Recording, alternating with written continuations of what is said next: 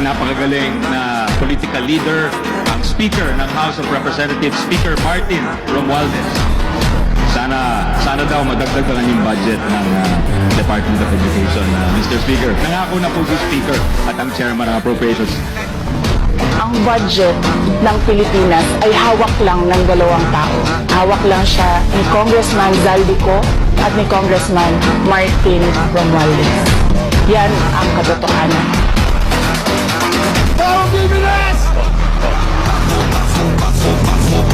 Bakit po tayo mag-question and answer dito para atakihin niyo ako? Ang masusunod lang naman sa budget ng mga tao lang. Kung may tawag sila, nakukuwarta.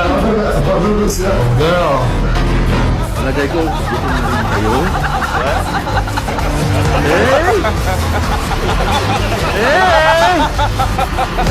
Isa pa daw.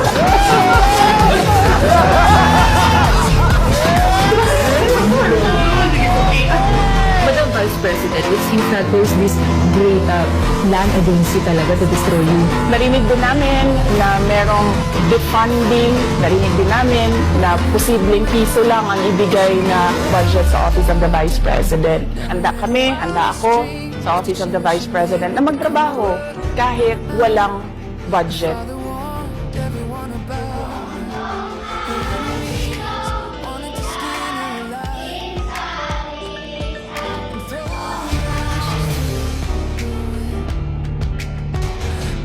Masasabi ko sa mga katulad ninyo na alam mo yung feeling na hindi ka maaabot, yung feeling na ang layo-layo mo tapos narinig natin na si OVP Nakatanggap ng wheelchair mula sa tanggapan ng pangalawang Pangulo sa pamamagitan ng People's Satellite Office ang 62 years old na si Tatay Edgar.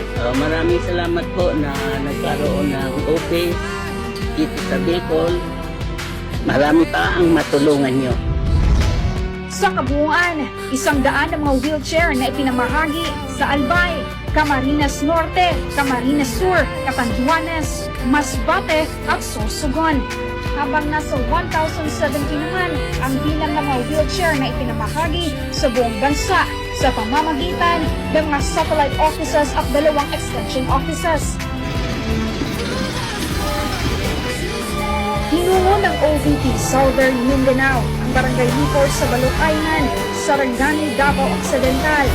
kwento ng mga bangkero, delikado at maayong pagpupuntahan namin yung hindi po lang upang magbigay ng tulong sa mga bata dito sa Balot Island. May 1,000 katao na ang natulungan ng opisina.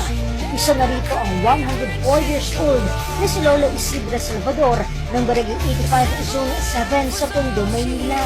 Papasalamat ako sa mga tulong nila.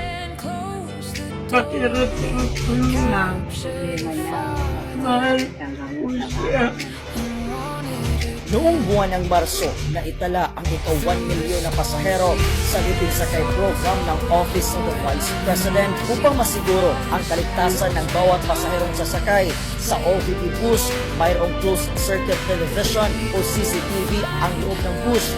Maliban sa mga pasahero, naging daan din ang programa upang makapagbigay ng trabaho sa mga nangangailangan.